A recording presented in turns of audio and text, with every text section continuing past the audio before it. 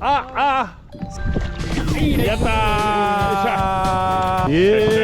あ、でもでかいね。いいね。さあ純粋ヒットちょっと待って、ダブルヒットしてます。おお、いいナイスタイです。やったー。はい、イエーイ。おめでとうございます。やった。素晴らしすぎる。狙い通りのサイズ。本当だ。予定外なのは私以外、私は釣れなかった。いやー、今日はね、45センチマダイを目標に一日頑張りましたけど、結果、仕掛けを一つ切られて終了しました。ただね、お二人にはね、いいのを釣ってもらいましたんで、この後、早速帰宅してから、調理もしていきたいと思います。みんなで美味しく食べましょう。ありがとうございます。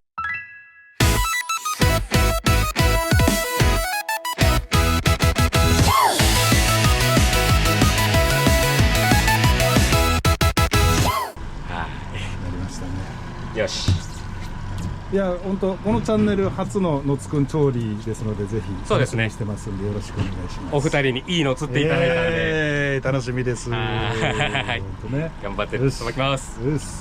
今のつくんが船の片付けをしてますので、のつくん調理してくれるということなんで、私は北条のとっておきのものをちょっとゲットして持ち込みたいと思います。さあ、北条の美味しいお酒を買っていきたいと思います。ね、歴史ある蔵が北条はありますから。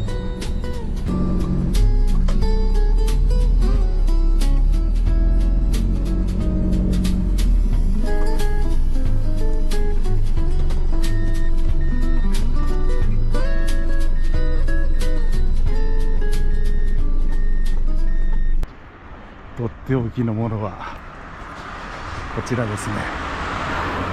雪スズメ酒造。割とのつくんの家からも近い美味しい日本酒をいただきましょう。雪スズメ、いいですね。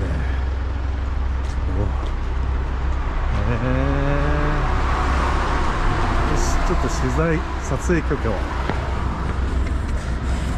よろしいでしょうか。はい、すいません。飯田と申します。飯田さん、よろしくお願いいたします。どうぞよろしくお願いします。急なことで申し訳ございません。今日ちょっと撮影してですね、タイガー、立派なタイガー、釣れましてですね。そうですか。で、この後、天気もいいので、こう、土手打ちの夕日を見ながらいただくということをですねして、で、美味しい日本酒をいただきたいんですが、ありがとうございます。大好き雪スズメさんのちょっとおすすめの魚、もう地元の魚にはこれがいいなという、ぜひ、弊社のお酒は辛口がちょっと種類的に多いんで、まあお魚だとか瀬戸内のお魚ですね、で白身魚、すごく合うようなお酒になってますんで、ぜひぜひこの辺のラインナップでタイのお刺身なんかでしたら、この純米の超辛口、いいですね。じゃあもう最初にタイの刺身ならこれとも最初におっしゃってたどれも美味しいんでしょうけど、じゃあ本当まずタイにおすすめのこのいいですね、真っ赤な特別純米酒超辛口、ちょっとタイの隣に置くと非常に映えそうな、またこの鍋をねすごい素晴らしい。じゃあこれをいただいてもよろしいでしょうか。プラス、もう一種類、2種類、まあそのいろんなタイプがあって、まあいわゆるフルーティーな香りだとか、ワイングラスで飲むようなお酒、これはお料理の邪魔しないようなちょっと脇役的なお酒なんで、種別でちょっとこれはお米の濃厚さがあるような味になってますね。純米吟醸ぐらいいいとは思います。じゃあもうこれとこれがそれぞれまた、じゃあこれとこれをせっかくなので、はい、今日は鯛尽くしなんでいただきたいと思います。時間があったら行きたいですね。本当ね、ぜひぜひぜひ。はい、のつくん、まさにのつくんっていう、そう、はい。チャンネル登録ポチッと押していただいたことでありがとうございます。はい、またぜひ見てください。もうこれで、はい、ちょっとねやりたいと思いますので。ありがとうございます。いやー、ここがめちゃくちゃ歓迎してくださってありがとうございます。入手。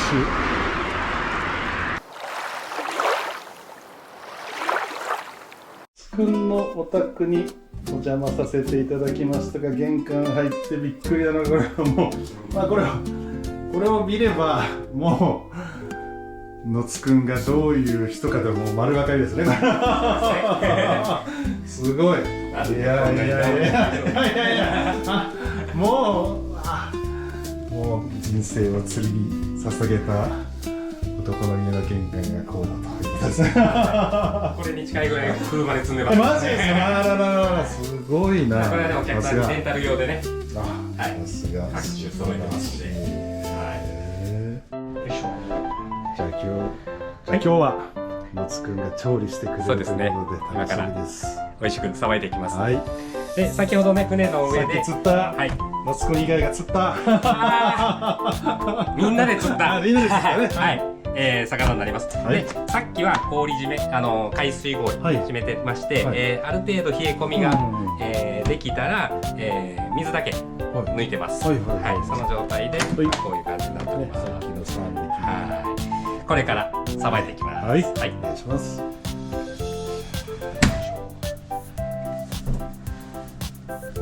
でね、ご家庭に持って帰った状態がこういう状態。ちょっと初心者向けに分かりやすくちょっとさばき方を教えていただいていいですか。わかりました。まずメニューを考えようかな。何でしょうかね。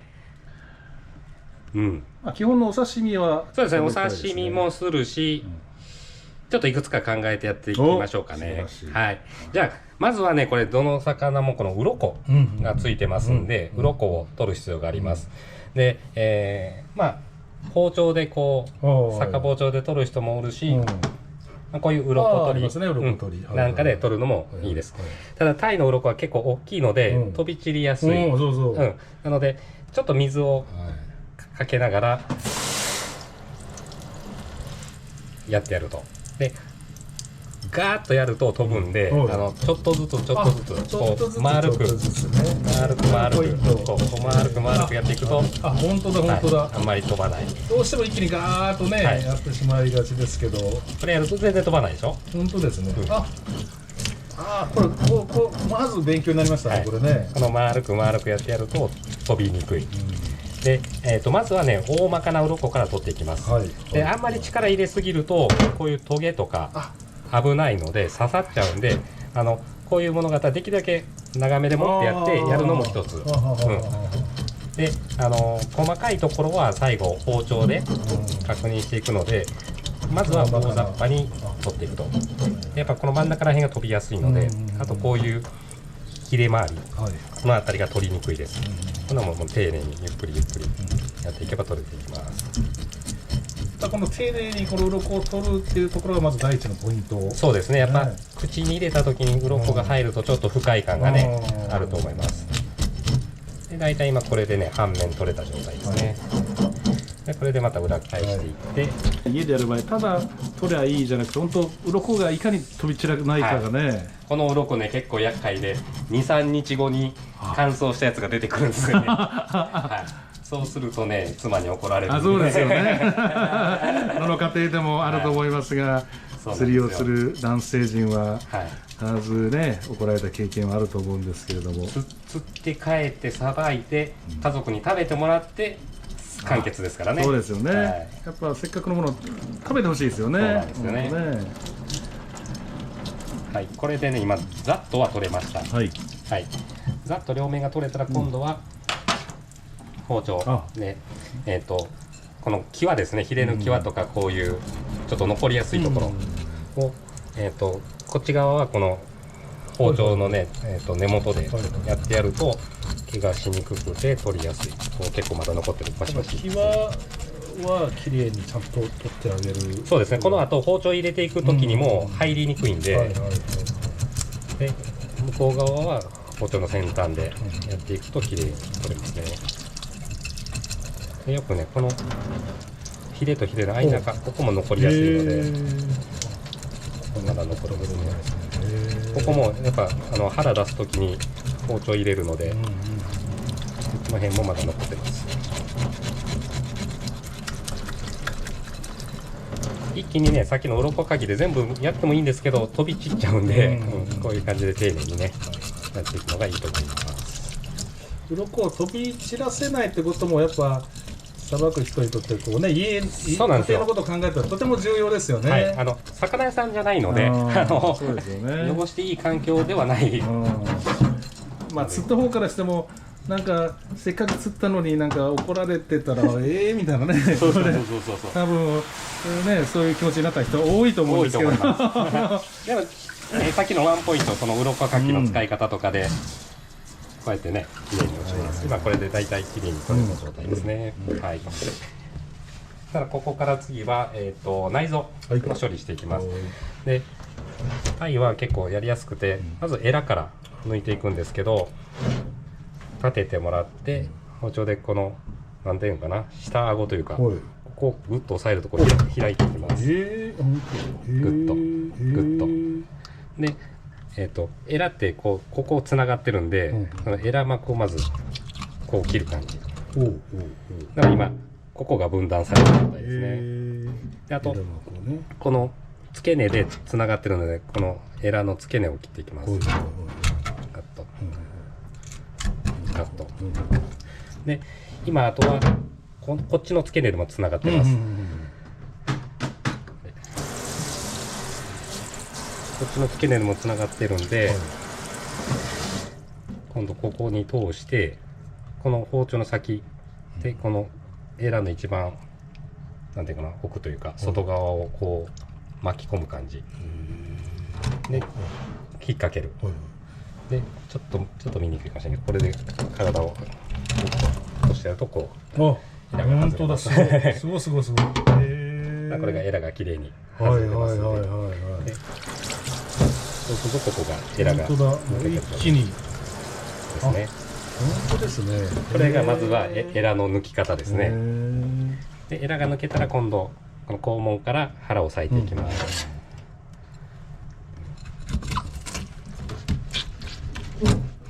でちょっと料理にもよるんですけど、このまんま最後まで切っちゃってもいいし、この状態で止めてこれで内臓だけ取り出す感じですね。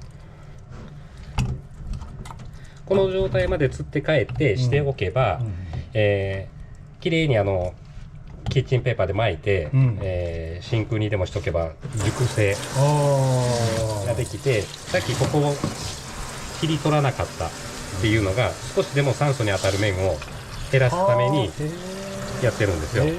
この状態で水分取って、キッチンペーパー詰めて、置いてやってたら1週間とか熟成できますんで。また釣りたてとは違う旨味がこうそうですね、出てくるとやっぱ旨味成分がね出てくるので、これがまあざっとしたさばき方ですね。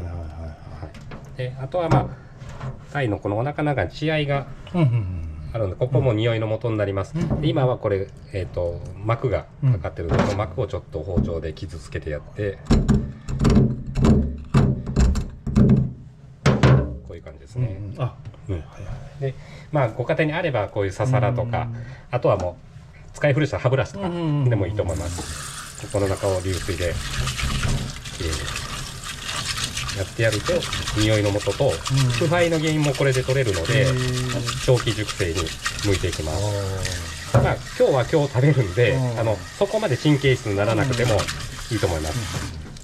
こういう感じでね取ってやって、あとここのさっきのエラがついてた付け根、ここは動脈があるのでやっぱ血がこう残りやすい。なのでこの辺もこう綺麗にやってやるとより美味しくさっきね熟成っていう話しましたけど、野津くんの場合ちょっと熟成させるときはどれぐらい置いて。うちはねサイズ魚のサイズにもよるんですけど、まあ、これだったら4日目ぐらいがいいかなと思います。はい、この状態で、きれいに水分取ってやってやるとすごく美味しくなると思います。下処理ですね、がここまでできました。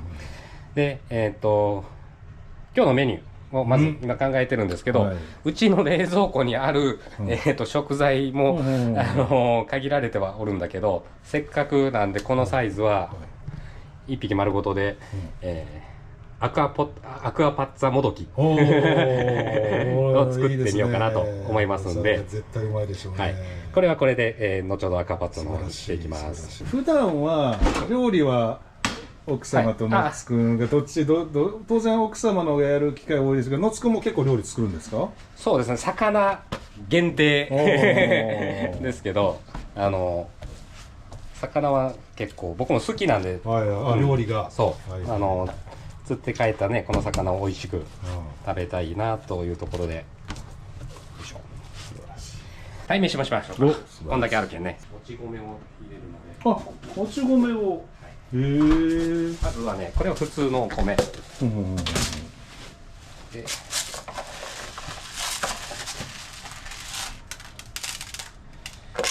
これは普通のお米ですね。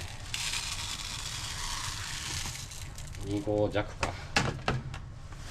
でこちらがですね、もち米を入れると、おこわみたいな感じになるんですね。それはなんで知ったというか、何か着想を得てというか。これはねうちの母親が作る炊き込みご飯がこういうねもち米を使ってることが多くて、今これで2合、これで3合ぐらいとかな。ちょっと今日はもち米比率高めなので、もち米が入るとね腹持ちがいいんですよすごく。で私も作り置きして船でお弁当の代わりにこうやってもうもち米がある時点で普段からしょっちゅうやってるというね。普通の家庭ないですよね。もち米こんなんね。鯛めし相当作ってますねこれはね。鯛めしだけじゃなくてイカのシーズンだったらねイカの炊き込みご飯とか、あとはタコの時期はタコの炊き込みご飯とか。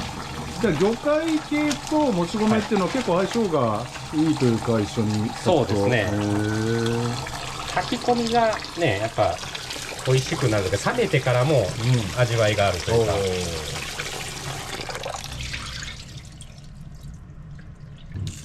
まあ普段からやってますよね、この手際を見るとね。そうですね。相当ね。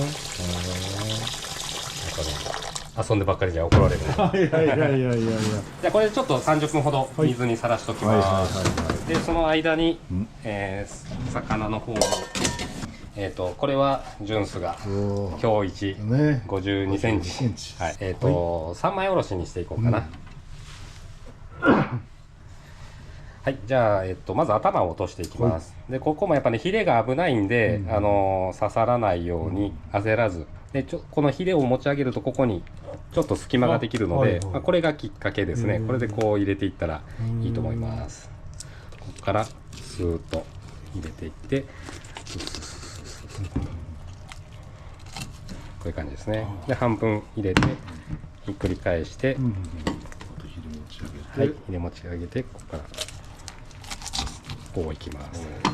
ここまで来たらパキッと持ったら外れますんで。骨も結構ポコッといくもんなんですね。関節で切れやすいので、そこにこう力を加えてやったら、今全然力入れてなかったでしょ。なんか包丁だとなかなか切れにくい感じが。そうですね。ここの関節のこのちょっと透明になってるところがある。こことかにスポッと入れると切れる。はい。この白いところは硬いです。なのでこういう関節と関節の間、ここなんかも切れそうですね。こういうところを目指して包丁入れてやるか、すぐ切れるし折れるしと、さっきの折るのはもうこいつが大きいんで、力があんまりなくてもこう入るのでっていう感じですね。頭を鯛めしする時の出し用にちょっと取ろうと思うんで、最高ですね。はい、頭を割っていきます。頭を割る時はね、この鎌がついてた方が座りがいいです。はい、鎌を取っちゃうとグラングランになるんで、ちょっとやりにくいですから。で一発でやろうと思うとこれも怪我するんで、はい、まずはなんだかこの歯と歯の間中ですね。これだったらまあこいつちょっと歯並び悪いけどここが真ん中ですね。ここをめがけてまず刃先を入れてやると、よいしょ、こうでこの時一気にいくんじゃなくて、ガイドラインつけます。でガイドラインを軽くこうスッと入れてやると、今ここまで入って、でさっきの脳天締めした穴がここにあるんで、今ちょっとガイドラインがちょっと斜めだけど、まあイメージこういうまっすぐな感じ。で大体家庭にある出刃って片刃なんですよ。こっちになのでまっすぐはなかなか難しいです。このまままっすぐしてもこうなるんですね。なので気持ちこっちに傾けながらやってやるとセンター取りやすいけど、多分これはねちょっとセンターは外しちゃうかもしれないけど、今のガイドライン入れて今度唇に切れ目を入れます。こう入れたらここが今外れた状態ですね。でここからは慎重にグッと入れて、今度はてこの原理でここ支点にして下に落としていくとこういう感じで、で無理せずちょっとずつでこうなったら今度ね包丁をひねるとこういう感じですね。今これでちょうどセンターからちょっと外れたけどこんな感じで広げると、広げてあげると、あとはここから半分に切っちゃうと、こんな感じですね。それで2つできて、で船で右頭にして脳天締めたとこの先がここかな、これが脳みそですね。ここがこっちの方が分かりやすいね。ここがこれが脳みそ、この目のこの辺りですよね。ここを破壊することで、無駄に暴れささない感じですね。はい、じゃあこれでねちょっときれいに掃除します。もうね鯛は出汁で勝負が決まりますね。味もねさっき鯛一緒に釣ってくれた中川周平君のなんか娘さんは鯛の頭が大好きだって、そうですね。出ましたね。でここでね無駄な血とかをのけとくことが出汁を取る時の臭みを軽減させれるんで、はい、こんな感じですね。ちょっと当て塩をしときます。でもまあ臭み抜きで。まずは僕はもう背からいくんで、刺身はもう一匹のメスだったんで、で体色がもうちょっとピンクだったんで、あっちを刺身に、でこいつの身を鯛めしにしたいと思います。ここから入れますね。ここからスーッとガイドラインをふーっと入れてでこの辺りまで。だからちょっとなんで押してやるとここが開くんで、スーッとこの音を聞きながら、これが骨に当たってる音ですね。ここまでたらどうしてもね僕とか身が骨に相当ついた状態になるんですけど、やっぱ一番はとにかく骨に一生懸命当てながらカカカカカと、これほとんど骨に身がついてないですね。こんな感じで今中骨まで来たんで、今度反転させて力入れていきます。ここもこのヒレの付け根ぐらい、ここのヒレ骨って結構奥まで入ってるんで、そこを沿わす感じですね。こうスーッと。でも最初ガイドライン入れます。ここまで入れて、あとはゆっくりですね骨を感じながら入れていくと、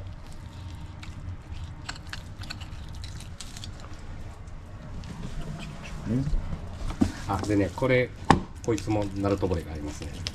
ナルト骨があるとさばきにくいです。まあ今両方両側からこう入れれた状態、であとこの腹骨がつながってるので、ここから入れて尻尾を持って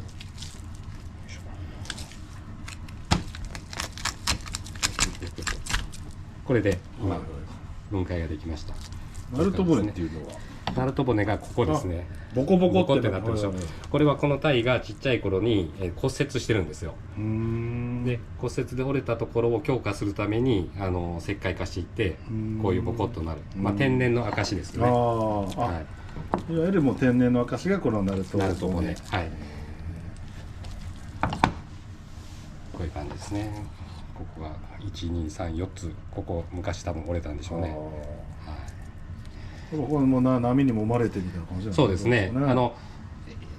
由来としてはね、徳島の鳴門海峡の激流の中で、じゃあまた反対に返して、よいしょ。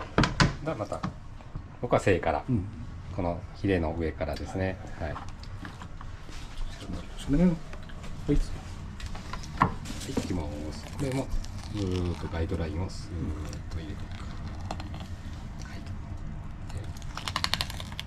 今の音、骨を感じながら入れていくと。こんな感じですね。はい。ここまで来たら反対にして、ここから。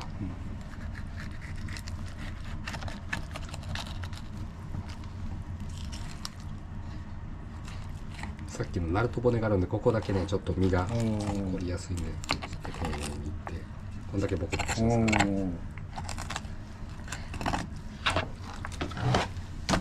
これでここを貫通させて、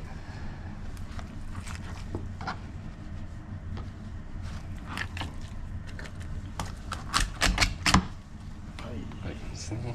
でここを切るとこんな感じで3枚ですね。はい、じゃあね、この段階でちょっと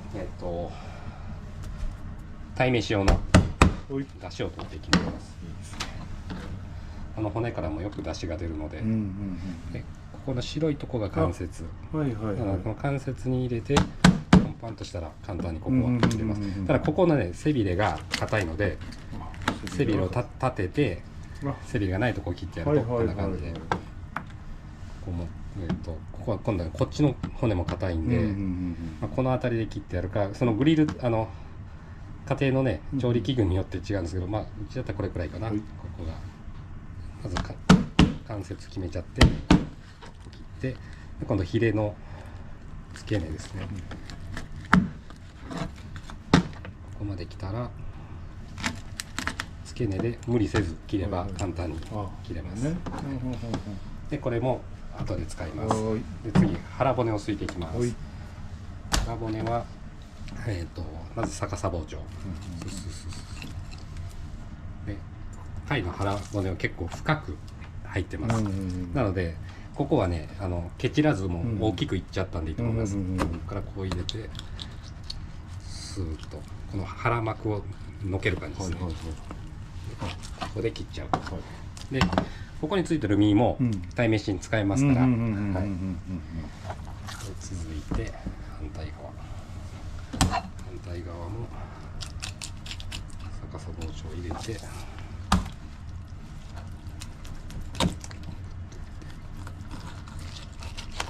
こんな感じですね。はい、ここめっちゃ美味しいんですよ。腹骨。うまそうですね。で続いて中骨も外していきます。でこっちも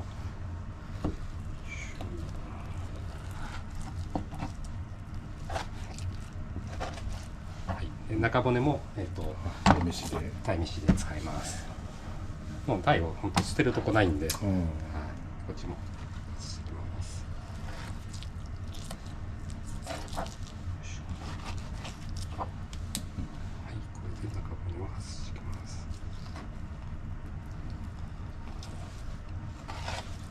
やっぱ釣りたて系身が透き通ってますね。綺麗です。めちゃめちゃ綺麗ですね。血合いも全然ね綺麗な状態。はい、じゃあこれでねまずは下処理ができてきたので、はい、そしたらね鯛めしの出汁を取っていきます。鯛めしの出汁。はい。でまずさっき塩してたこちらの頭ですね、ちょっと臭みが出てるんでパッと軽く汗だけ拭いてやって、でここから軽くまた再度塩、よ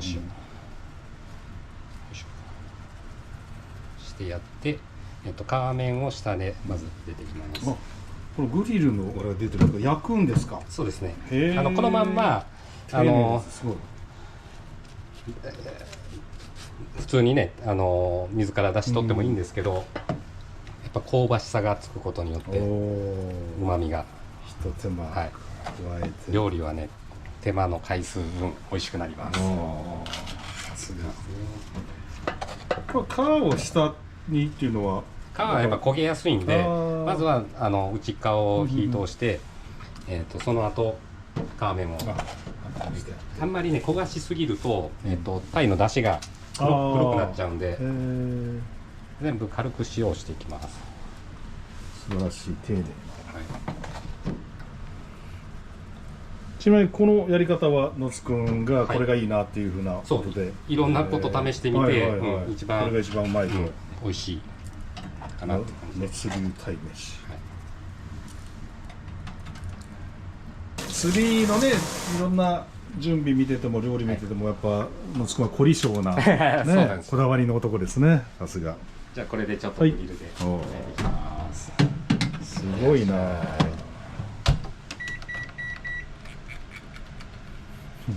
使い慣れて。じゃあこれで焼いてる間に今日はこれを姿作りにしようかなと。姿作り、すごいな。姿作りまでできるんですか？できるんですか？まずは魚はこれさばくのはすぐなんで、つまを作っていきます。あんまり姿作りまですることはないとは思うんですけど、ちょっと豪勢にね見えますから。すごいな。結構僕の場合は、姿作りする時の台座としてこの先っちょとか端材を、大根の端材を土台に使うので、ちょっともったいないかもしれないけどこれくらい切っちゃいます。これは後ほど使います。でもう1個ぐらい欲しいのでどうしようかな。今度こっち行ってきたかな。普段の料理でも使わないようなところを、土台として使います。これは後ほどで、うちはね結構この大根のつまも食べるんですけど、上はちょっと辛い、下は、辛くないっていうので、まあ好き好きですけど、今日はこれくらいでいいかな。こういう感じでやっていきます。これの真ん中に切れ目を入れます。ちょうど真ん中ぐらいまで入れて、真ん中まで、でここから、隠し技を使います。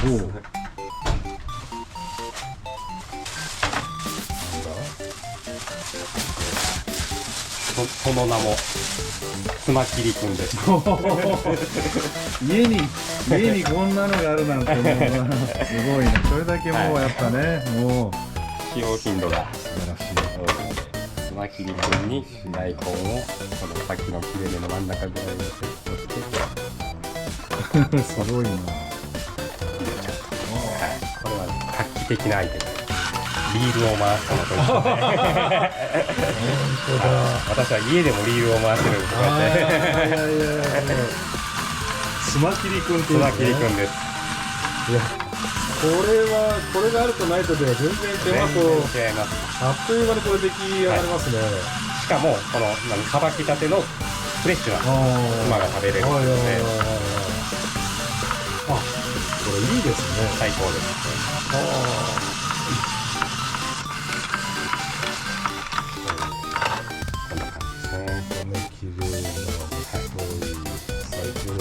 さっき真ん中に切れ目を入れたことでこの適度な長さ、これ入れてなかったらエンドレスでそうめんの長い状態になっちゃうんで抜けたり全部切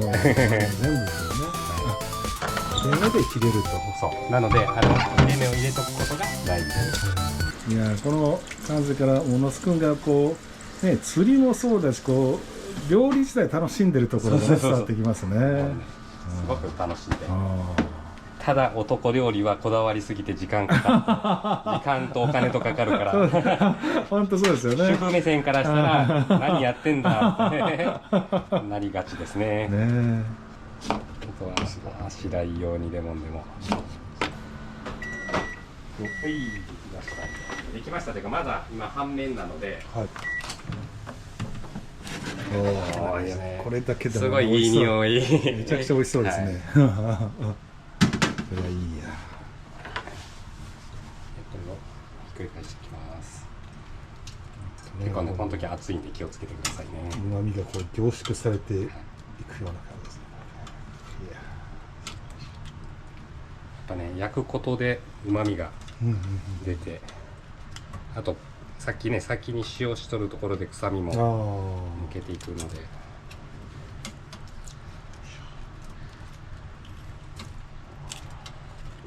すごいこのキッチンにタイの香りが充満して、めちゃめちゃいい匂いですね。これだけでお酒飲めますね。こ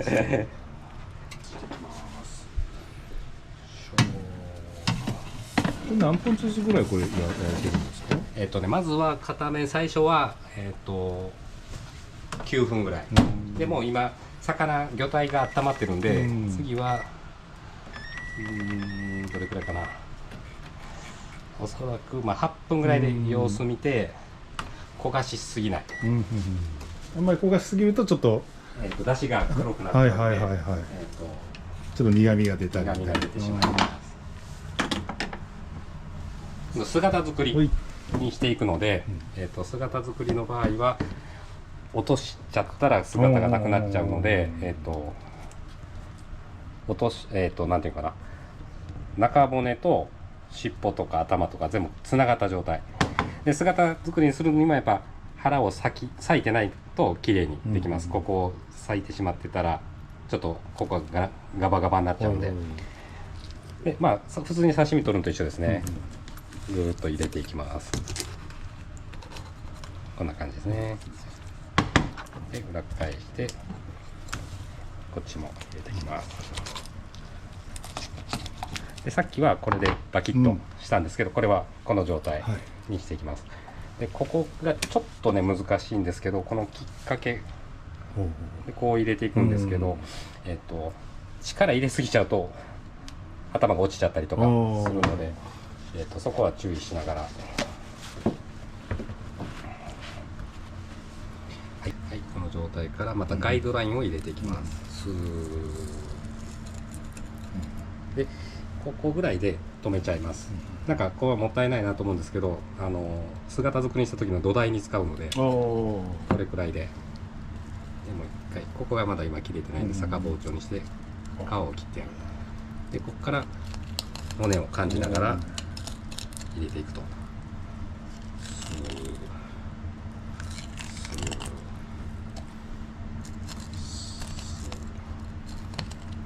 これでも中骨まで来ました。はい、じゃあ今度は反対にして力入れて本当姿作りとかにして出してあげると喜ぶでしょうね。喜びますね。はい。単純にね食べることだけ考えたらまあ今アラ焼いてるように、刺身は刺身、アラはアラで同時進行でやるのがいいけど、やっぱ魚の王様タイですから、はい、でここから中骨をグッていくんだけどよくここに刺さります。はい、なので気をつけながらで力も入れすぎないでこう骨を感じながら入れていくと。でどうしても腹骨が硬いんでもう一本一本切っていく感じですね。こんな感じで。最後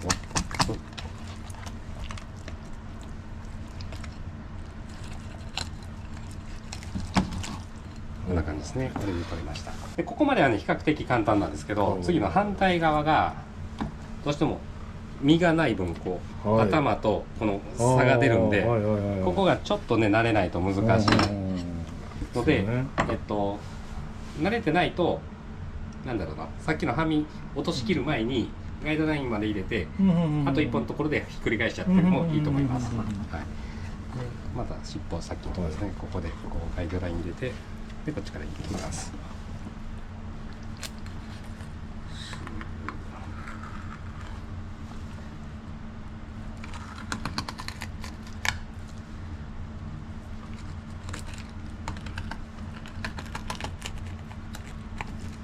汗なんでもうゆっくりやっていけば綺麗に取れると思います。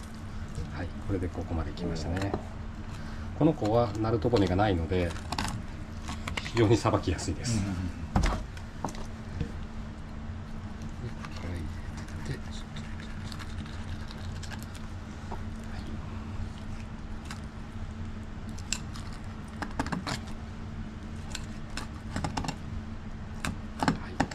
これでも上下外れたんで、あとがっかりして、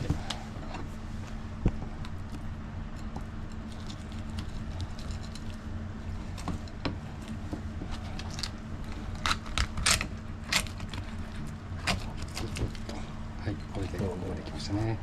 よいしょ。これで魚重ねるときは皮面はつけない。あ、身と身合わせて、はい、これはつけないっていうのは、どうしても皮面は臭みがあるので、口にする身がですね、極力その臭みがない方がいいと思います。で、あとはこの辺の血合いのとこを掃除しておきます。これすごく分かりやすいでしょ。ここが脊髄で、これが動脈なんですよ。本当だ本当だ。はい、でこの脊髄の上側に神経が通ってるんですけど、神経棒を突っ込んでいったらこのずーっとここに入ってる状態。はい。こういうのもね、家庭でさばきよったら分かるというか、はい。はい。で、姿作りするときはどうしても水分を嫌うので、ある程度水分、あと血とかがね出ちゃうと臭みの原因になるんで、僕の場合はもうねキッチンペーパー詰めちゃいます。はい、で出来上がりがこんなイメージですね。はい、いいですね。じゃあこれから創作していきます。お皿をキャンバスにして。いいですね。いきます。アーティストの津が作品を仕上げるわけですね。まずはね、ざっと土台を作ってやる感じですね。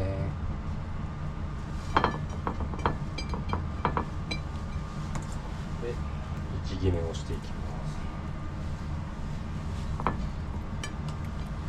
す。立体感が出る方が見栄えがいいので、ちょっと暗いか。ここでさっきの端材を活用していきます。こういう串で切っちゃって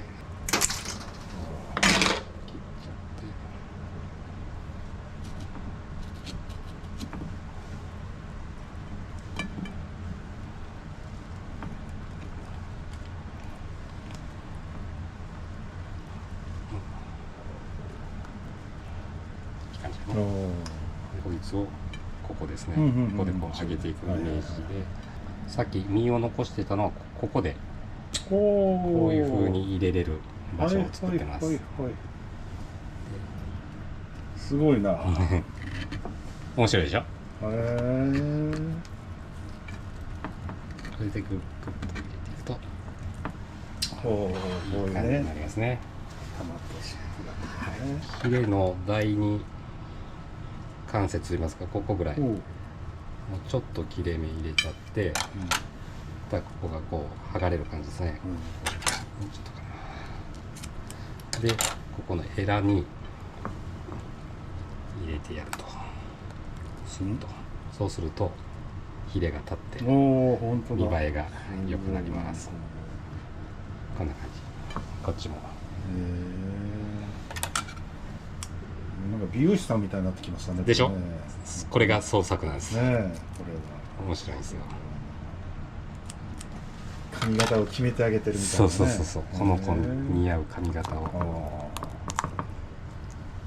また見栄えが良くなりますね。このタイのこの子も本当ね、釣られた甲斐があるというか、ここまでしてあげるとね。で、あとはこれ大根を隠してやる。土台を隠して。鯛を見せてきれいに見せてあげるという意味で大根っていうのはとても重要なんですね。重要です。で大根は殺菌作用もあるんでこういう生ものとの相性がやっぱいいですよね。昔の人ってやっぱり理にかなったことをされてますよね。食べてももちろん美味しいですし、ち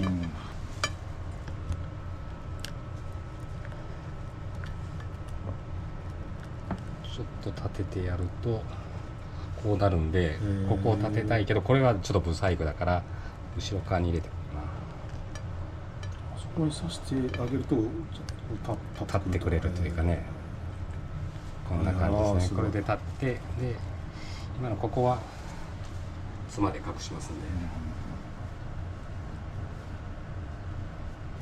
ほらちょっとずつお店屋さんみたいになってきたしね。素晴らしいこれは。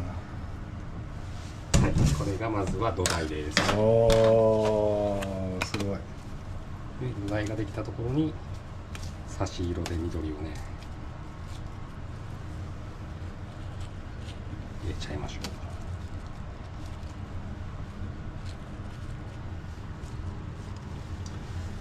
すごいね、料理人ですね。ね、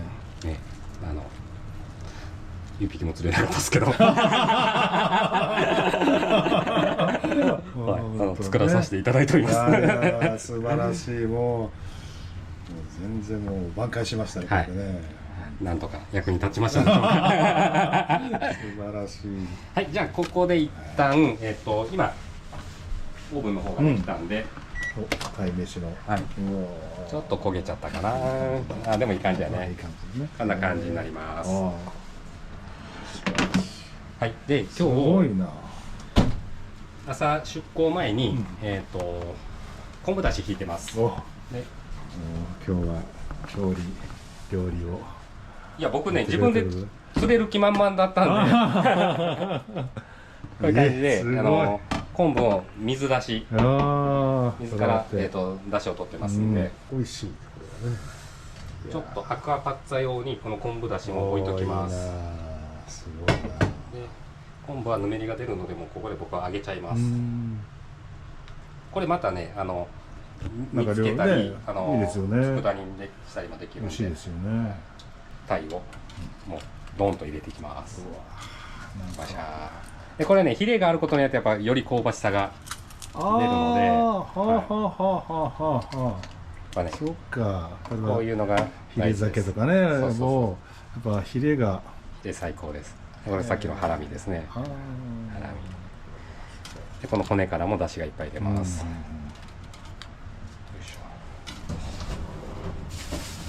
もつくん鯛めし、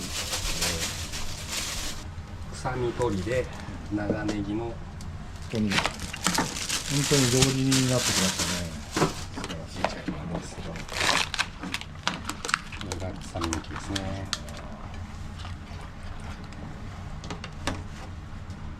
入れる人はこれにまた生姜とか入れるんだけど、今日の今日なんで多分臭みないのでこのままいっちゃいます。ちょっと油浮いてますもんね。火にかけていきます。出汁を取ってる間で、先ほどの途中ですね。ここに身が戻っていくわけですね。お魚さん。これまた一緒ね逆さ包丁で入れていきます。でちょっと今日はもうグリルがいっぱいだったからこれ入れてないんですけど、これで塩焼きにしてもいいし、朝ごはんのお味噌汁の具材にしても最高に美味しいです。普段こうやってるからこそそういうね、家庭での活用方法もね無駄なくね食べるための美味しいですもんね。そのお腹のとこなんか最高です。あそこはやっぱね、ただお子さんたちは骨がどうしてもね魚が嫌になる一つの要素、骨、あと生臭さっていうところ、そこをねいかに除去してあげるかが、それはなんか本当ね、船釣りのその野津君の思いと一緒で、こういかにこうなんかねマイナスポイントを減らしてあげるかっていう。そうですね。なので後ほどの鯛めしなんかもやっぱ鯛めしを頬張った時に骨がある、鱗があるっていうのはやっパーマイナスなんで、うちはお店じゃないんでいいだろうと思いながら、そこも徹底してやってますね。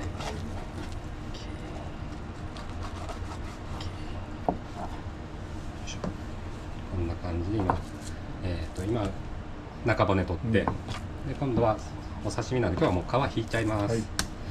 僕はもう向こうからこう引く、何切りって正確にか分かんないですけど、まあここからきっかけ入れて皮1枚で止めて、皮1枚で止めて、あ、ごめん、こう失敗した時は、リカバリーとしてはこっち側からまた入れてやると。ちょっとね、昨日気合い入れて、包丁を研ぎましたんで。めちゃ予想以上に切れちゃったと。そう普段のうちの切れない包丁じゃなくなってましたね。まあでもこう丁寧にやっていけばすごいな。上手ですいくとこういう感じで、完璧なリカバリー、すごいな、こんなに綺麗に。そうです。まあ一回失敗してもね、焦らずやればいいのと、あとここで出た皮も一口大に切って、これを軽く茹でて食べるのも美味しいんで、お味噌汁の具材でも美味しいです。今度こっちですね。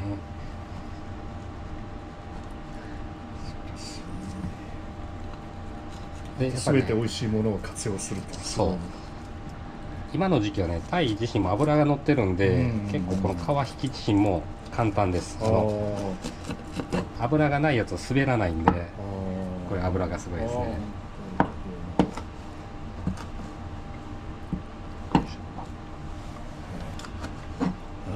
夏くん上手。ありがとうございます。すごい。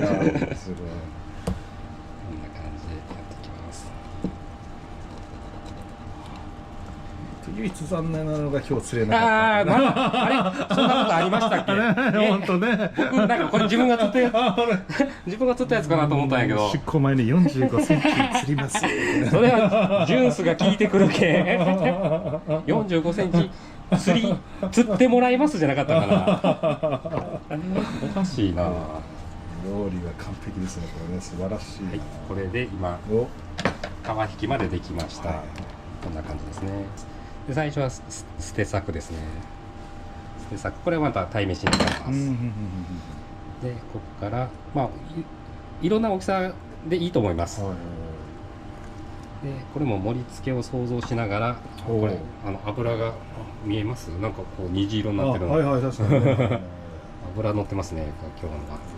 でせっかく今日のプリプリなんで、ちょっと大きくやっていった方が、はい、いいかなと。でこの高さをある程度揃えながら、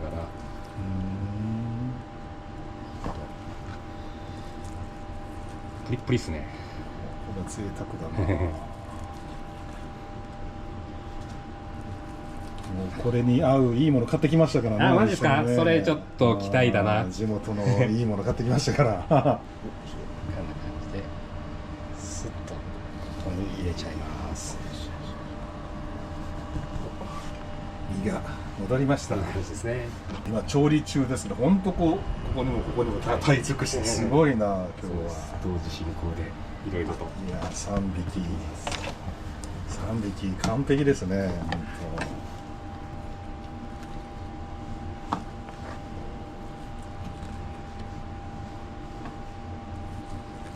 美味しいよ。すごい贅沢な太さ。これはすごいな。釣り人ならではの豪快に。本当だ。この辺りはちょっと食感悪いので鯛めし。はい。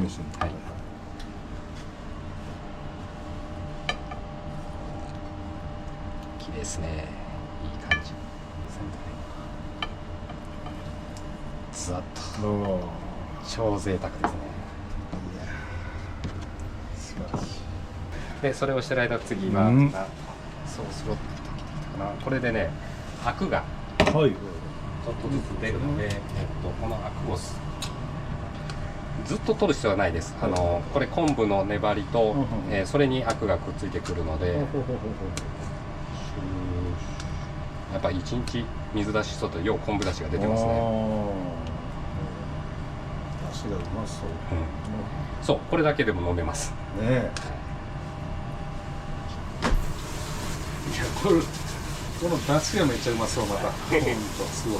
今日朝僕が去へ年自分で釣ったこれ自分で釣りました。れでのつくんの釣ったものがこれねついに入ると。はい、タコを朝湯がきましたんで、これをちょっと差し色がてら出て贅沢やな。きます。まあまたね夏シーズンが来たらタコも釣れるので。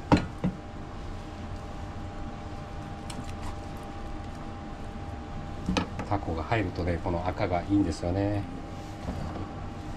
ちょっと贅沢に太いところをいっときたいですね。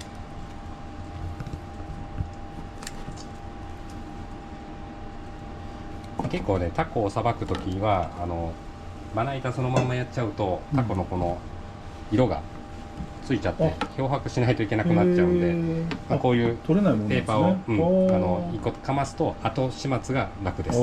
はい、そういうのって重要ですよね。そうです。やっぱりね自分で洗わないといけないんで。でタコはもう普通にそぎ切りですね。でクックックックックックックックックックッ。あ、よくなんかこうしむしむなりますよね。このこれで醤油のりが良くなったり。それでそういう波をつけるんですね。そうですね。食感と醤油のりと。料理人ですねそこまでやるっていうのは。いかにやっぱ自分が釣ったものを美味しく食べるかですね。それ重要ですよね。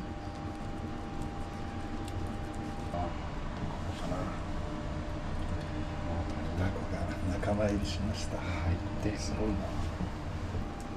タコはねでも冷凍が効くんで全然釣れる時にいっぱい釣っておいて置いとくと。そしたらこういう姿盛りする時にやっぱ一種類ではねなかなか。冷凍するときはどの時点で冷凍するんですか？釣って、持って帰って、もうぬめりも取らず、そのまま冷凍。で冷凍することによって次解凍した後の、ぬめり取るのはすごく楽です。ここぐらいかな。はい、じゃあこれでタコパートで。すごいすごい。これもなんか出てきましたよ、すごいのが。これも僕が釣りました。いや。これは11月末ですね。モンゴウイカ。すごいな。いい粘りがます。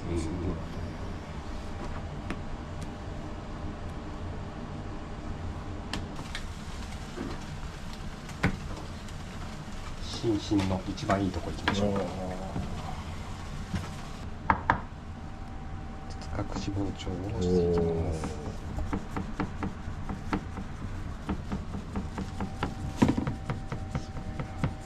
料理にこっちは柔らかい弁なんで、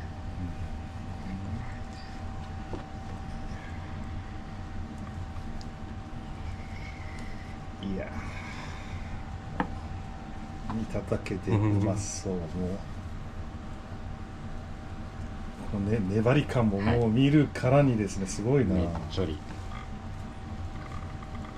やっぱねいろんなイカあるんですけど、このモンゴウイカはやっぱ身の厚さがあるので、一回冷凍してやって身をなんていうかな休ましてやるとすごく美味しくなりますね。まあでこうやってお刺身作って余ったら、このまま天ぷらにしたりとかもできるんで。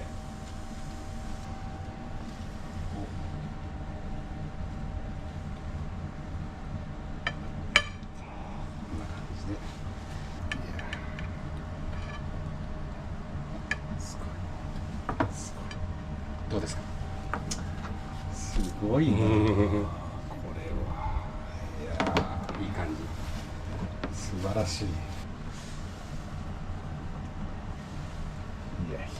もうこういうのね、絵を描きようと一緒ですからね。2つくらい入れて。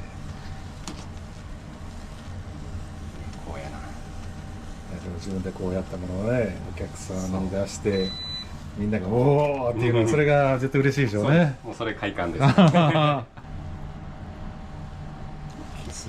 ね。まあ、結構ねこの頭付きで1匹でボンとやると見栄えが良くていいんですけど、微妙に今日のはちょっと大きすぎたんですよね。もうちょっとちっちゃかったらそうね、冷蔵庫にあるもので、野付の冷蔵庫にあるもので、そうね、やってくれるって、さすが慣れてますね。もうあるものでこう最高のものを。そうですね、素晴らしい。あるもので勝負で。フライパン何でもいいですけど、まあ今日はちょうどサイズに合わせたやつで、オリーブオイル適量、生ニンニクがなかったので今日はチューブニンニクで適量、はい、でまずは熱していきます。ちょっとずつ温まってきたらもう入れちゃいます。で盛り付けこういきたいので反対側から入れていきます。ひっくり返すから反対側から。そうですね。で火を通していきます。あとは美味しくなれと願っときます。あ、いい匂い。いい感じだね。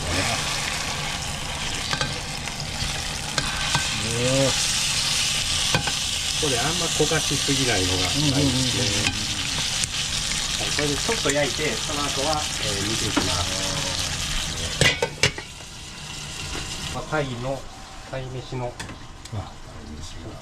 材料を、まあ、さっきの刺身の端材ですね、まあ、これを適当に、まあ、それも贅沢ですね。はい、もう今日ちょっとイカもさばいたので、イカも食感、いや贅沢。こいつがメインの鯛めし用なんですけど、多分まあまあ贅沢にいっちゃってもいいのでいっぱい入れちゃいましょう。史上最高に贅沢な鯛めしですよ、これは。で鯛めしはね、皮付きでもいいので、はい、いいですよね。皮付きでいきます。で皮付き引くときは皮面下にやってやると切りやすいですね。こうでも分厚くいきます。でこれだともう一切骨が入ってないすごい鯛ですね。でちょっと鯛がいい音がしてきたので、こんなすごいただこれで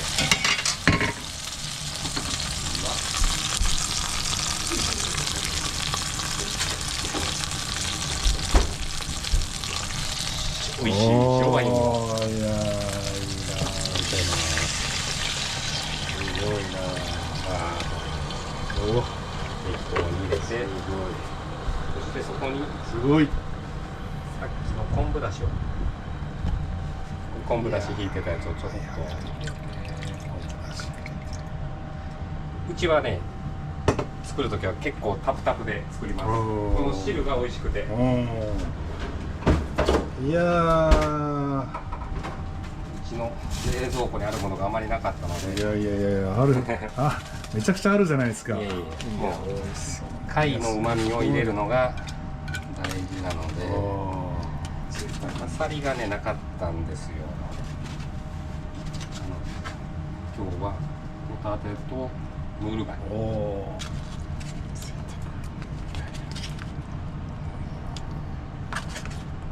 絶対だし最高ですね。はい、最高です。ムール貝は余してもこんなもんかな。よし。こんな感じで、煮つけていきます。イカを刺身にしたやつの、耳とか。今度はイカの甘みも入れていきます。いやー、めちゃくちゃ贅沢。すごい。これはこんな贅沢なあっただろう。こんな感じでね。もちくんが釣った美味しいものが全部入るということですね。そうですそうです。すごいな。なので僕の場合釣りすぎっていうのはないんですよ。保管しておきますから。そしてすごい骨の髄まで美味しく食べますから。本当に。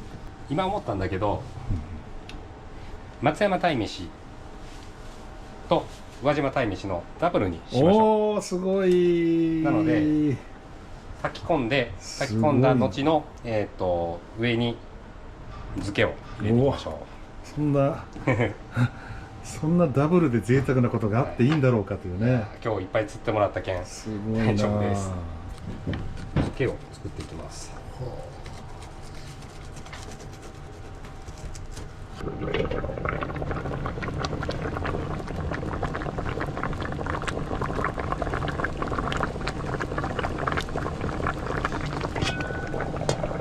北条忽那醸造さんのだし醤油、これ結構もうこれだけ1本でも決まるぐらい味が入ってくれるので、これを入れて、ちょっと甘いので若干調理酒で進めてやって、みりんもちょっとだけ入れとくと。ち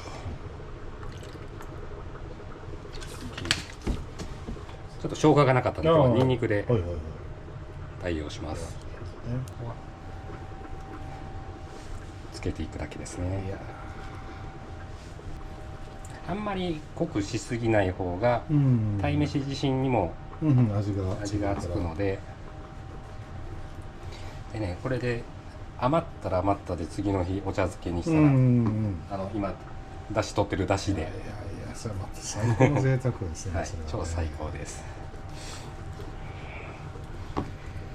で漬けはやっぱね、こうそぎ切りで薄くして浸かりやすくしてやるのがいいと思います。つけときます。完璧ですね。でこれはちょっと休ませておきます。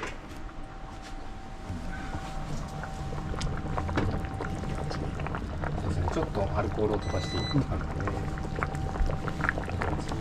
で、次はご飯の仕込みをしますね。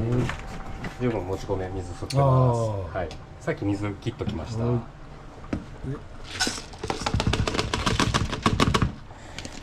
うちはね、炊飯器ないんですよ。常にその都度炊いてます。炊飯器の炊いたお米も最近は美味しいですけど、やっぱ直火で炊いた方が美味しいですね。じゃあここに今から調味料。もつ風鯛めしはどんな感じなんでしょう。うちは非常にシンプル、誰でも簡単にできる。今日は4合なので白だし。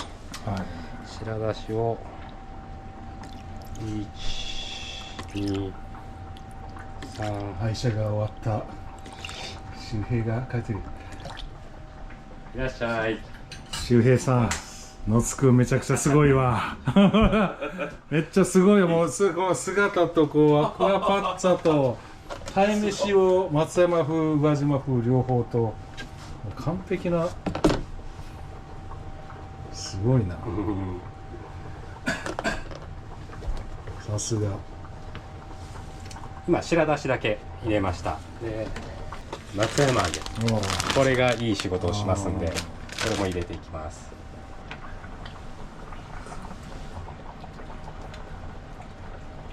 ここで塩分調整。ただ大事なのはここで塩分入れすぎちゃうと冷めた時が辛くなっちゃうんで、ちょっと控えめに、あくまで控えめで、ここから煮詰めていくので、もう一つまみぐらいでいいと思います。で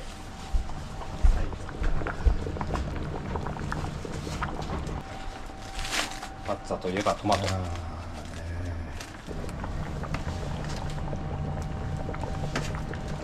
ね、トマトもね、旨味が多いですね。そうです。で、あと見た目がすごく綺麗になりますよね。これでじゃあトマトに火を入れていって、あと最後塩分調整したら終わりですね。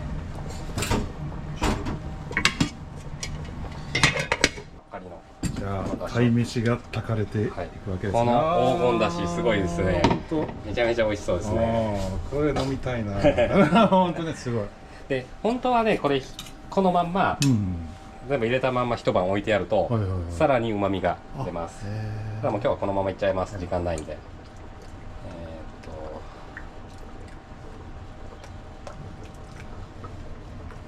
さっき白だし入れて、これで1合分。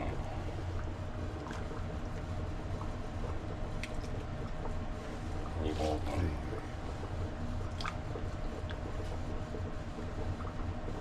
3合分。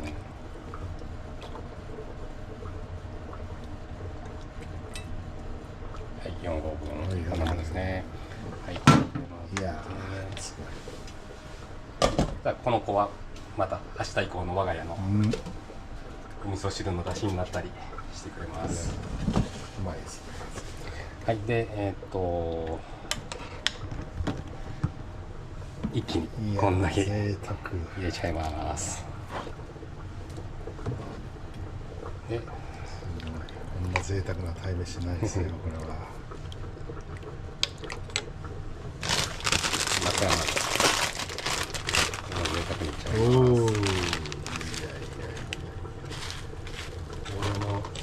いや鯛の旨味を吸った揚げなんて最高ですよね。この揚げのね油分もいい味になるんですよね。じゃあこれでもうほとんど味付けしてない状態ですけど、もう本当魚の旨味だけで勝負です。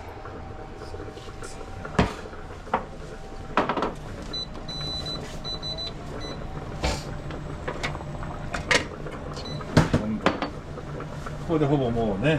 そうですね。あとはちょっと大体調理過程はこれで完璧ですね。じゃあちょっと僕夕日を撮って、今野津くんが料理の仕上げをしてる時に周辺に案内してもらって、でもこれあれ鹿島よね。そうそうそう。いやおこれはすごい最高なまさに今沈もうとしてる。いやいいなこれが土手打ちの風景ってやつやね。すごいね。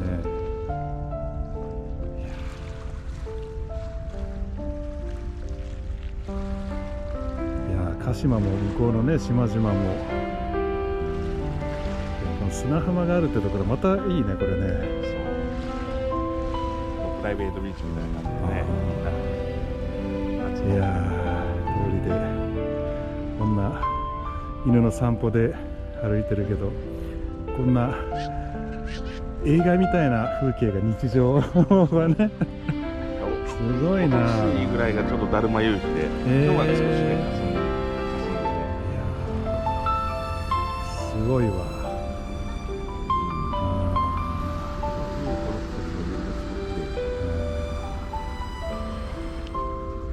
ほんとええとこやな。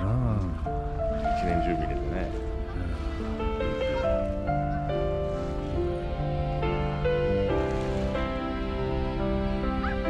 すごいね。通りでここに来れる人が多いよね。多い。今日はあそこの3階のところで食べさせていただく2階3階でありがたい限りです。とても素敵なところです。また色合いがいいわかめが追加されて、箸休めになるんで。すごい。これで完璧ですね。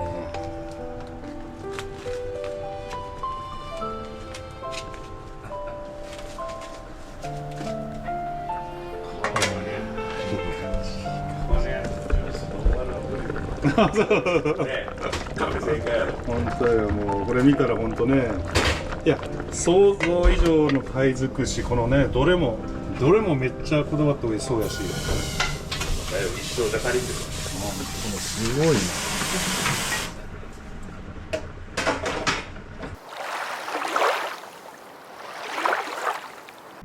いやー、野津くんここすごいですね。ここいい風景でしょう。ねめっちゃすごい。いやそして今日のメンバーと、そしてさっきがっつり野津くんも料理人に見えましたね。ねえ、釣り人じゃなかったかもしれないですね。釣れてないから。でもね、いろんなものを追加でタコとかイカとかね。そうですね。いやーこれもうだって刺身も普通の刺身じゃなくて姿作り、はい、解説聞いてたら本当料理人の説明みたいな頭の立て方とか、本当考えて、やっぱり躍動感があるようにね、いやこのヒレでね、本当なんか理容師さんかと思うぐらいのねでもやっぱ見栄えいいでしょ、このね、こういうとこもせっかく今日釣れたてで根がね生きてる状態ですから。本当ですね。で改めて、この蓋があるものを教えてもらっていいですか。ちょっとじゃあまずこちらから、じゃーん。いやーこうだな、めっちゃいいなこれ。今日釣っていただいたマダイの、アクアパッツァ風ですね。はい、ちょっとうちの冷蔵庫にあるものの在庫でやったんで、素晴らしい。こんなでもこんな贅沢なのもなかなかないですよね。そうですね。はい、もう釣れたてのものを新鮮なうちに一匹すごいやっております。そしてそしてこちらがですね、よいしょ。はい、すごい。ちょっとおこげもできた鯛めしですね。またこんな贅沢な、こんながっつり身が入ったね、ゴロゴロ身の鯛めしなんてなかなかね。今日はさらにそこにね、宇和島風鯛めしに、似せた漬けも作ってますから、松山鯛めしに宇和島鯛めしをオンします。まあ本来ここにね卵があったらもう宇和島鯛めしなんですけど、一応まあこっち味もついてるんで、これに、漬けを乗せて食べてもらったらと思いますんで。はい。すごい。夏くんで周平君も近所ということでね。釣り仲間。食材提供を釣りました。僕が釣りました。そう、ちなみにもうこのチャンネルの発案者もこのそうですね。中川好きなことだけやって。いやじゃあぜひいただくプラスいいものをということで北条の美味しいものを買ってきましたねこれね。でちょうど買いに行くと偶然社長さんがいらっしゃって、もうタイに社長さん自体釣りが好きなんで、いや今度ぜひ一緒に行かせてくださいみたいな。いや今度今後ねコラボも本当にしたいと思います。まずタイのタイだから刺身は絶対って言ったら、まずこの赤い方ですね。超辛口ですね。の順番、これもタイにぴったりといえばこれだ。美味しそうね。いやじゃあこれ買います。じゃあもう一本お願いしますので、いやじゃあそんならこれも一緒にぜひということで、純米銀杏この2本でこのいいやつです。美味しい、もう素晴らしい鯛尽くしと素晴らしい北条のお酒で和漢鯛いただきましょう。本当ね。いやじゃあ本当刺身でくださいこれね。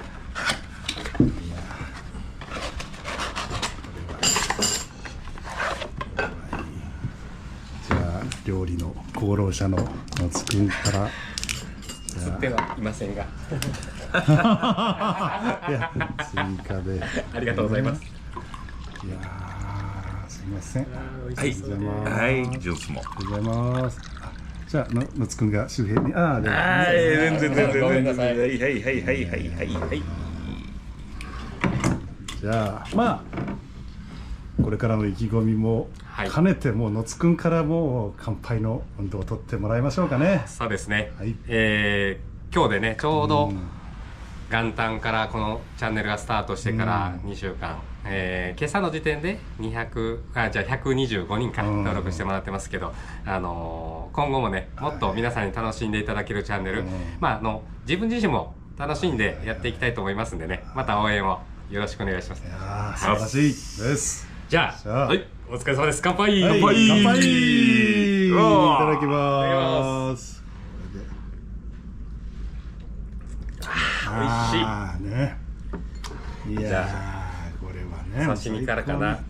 でね、お刺身もこの同じ北条の忽那醸造さんの刺身醤油。本当に北条尽くしですね、これはね。今日の北条の最高の風景のもともね、北条の地酒、醤油。ちなみにこの漬けも忽那さんの醤油使ってますね。素晴らしい素晴らしい素晴らしい。さああさあさあさあさあさあで今日ちょっとね私がよう釣らなかったんで、タイの他に、昨年釣ってたマダコ、で、モンゴウイカ、これをちょっと追加させていただいておりますんで、よかったらご賞味ください。じゃあいただきたいと思います。はい。か。一緒にしようか。じゃあね、先にずっと。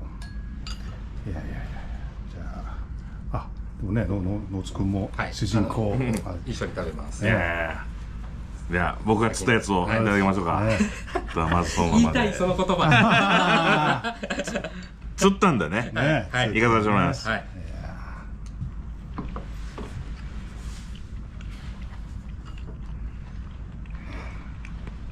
甘いね。おあ、うまい。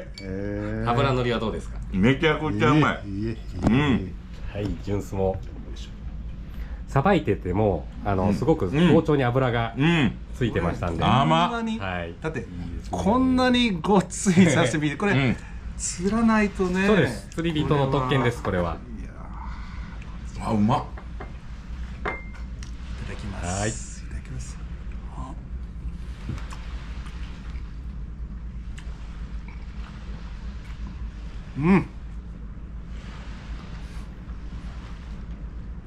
このプリンプリン、これね喋れないプリンプリンさが、このプリンプリンをこの厚さで食べさせてもらえるっていうね。贅沢です。これ釣らないとね。釣らないと。めっちゃ美味しい。なんかそう甘みがあるし、やっぱ身がめちゃくちゃ綺麗な感じが、味もね、味も綺麗な味というか、それはすごい。このプリンプリンはやっぱね神経締め。いやこれの効果がありますので。美味しい。よかった。いや美味しい。さばきがいがありました。さすが料理人。さすが釣らせる男。さすが料理人。はい、そこまでにしときました。いやすごい。いやでもこれは本当素晴らしい。ちょっとね、それぞれもまず感想を聞きたいけど、アクアパッツァね、楽しいね。これ本当。これはね、本当はね、アサリとかがあったらよかったんですけど、ちょっと今アサリがね、時期が違うんで。またすごい贅沢なこれ。いやー、なしでタイでいい。すごい。でここにも今お刺身になってるモンゴウイカ。で今日は貝の代わりにムール貝とホタテですねが入ってますんで、この辺りを。めちゃくちゃ贅沢。どんな贅沢でいいんだろうかっていう。ぜひご賞味ください。いいっすか。贅沢やな。わ、柔らか。めっちゃふわふわ。何これ。わ、ふわふわ。いただきます。ふわふわ。うまいね。見るからにふわ。もうね、調理風景見てて、いやこれ、うまいものしか入ってないしね、これだけ上手だったらもう見てるだけで美味しいですっていう。ですね。これは美味しいやつです。すごいな。これ玉。すごいな。楽しみで。すみません。はい。よし。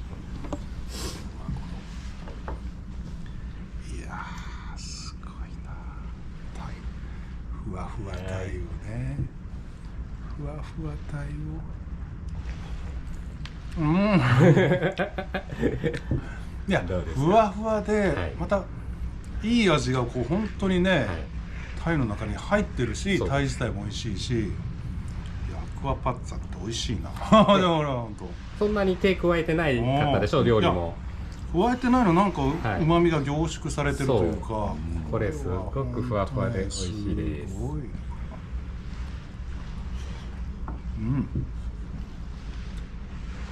めちゃくちゃうまい。よかった。すごい。うますぎるね。いやー、そうだ、いいんです。うますぎる。うますぎるね。今これ炊きたてで、うちは炊飯器じゃないのでね、こうやっておこげもできてくれるんですよね。でまたね、いい出汁はまた出し取ってるの見たから余計ほんとねいやーすごい贅沢。今さっきまで生きとったのにねこれ。ね波の音を聞きながら、いや本当いい日常ですよねこれ。いやーこの夕日もめちゃくちゃ綺麗ですよ本当ね終わってるこれね。これにこちらをお好きあらららららなだけかけてもらってどうぞ。すごいね。どうぞどうぞ。ちょっとまずこのままやってみてさ。そうそう。だしの味を。ああ、もち米。珍しいね。はい。いただきます。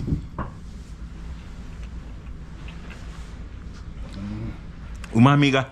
あっさりでうまいねこれ。無駄な味。ああ、確かにね。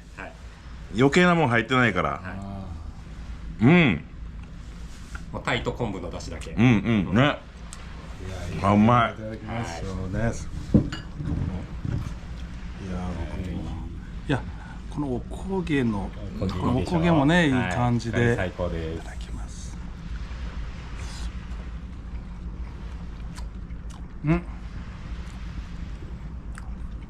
めっちゃもう味がうまいプラスやっぱ野津くんの料理上手このもち米のこのなんともふんわり粘りと、このおこげのまたねパリッと、まだ食感もめちゃくちゃいいしでベースの本当にねいや本当にうまみが全部染み渡ってるというか、まあこれもタイ本来の出汁がね、やっぱもういい仕事してくれてますんで、めっちゃタイの身も入ってるし、タイはね贅沢にすごい。でね、調理過程見てもらったらね骨も一切入りようがなかったでしょ。いや本当安心して食べられるし。ただ続いてこのこっちもねこのオンザ漬けをオンザ漬けこれ贅沢すぎるでしょ。ええのこれ。そう。まあいっか。釣ったしね。あ、そう。はい、食食べてください。これやべえな。うわやばい。いただきます。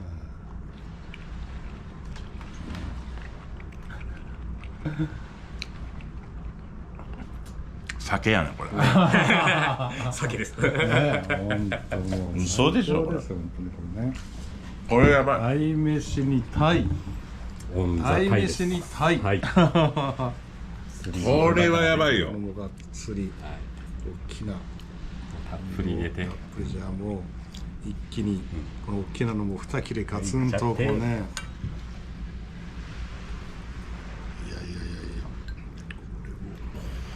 これマジか。よ2切れ一気。大バタ。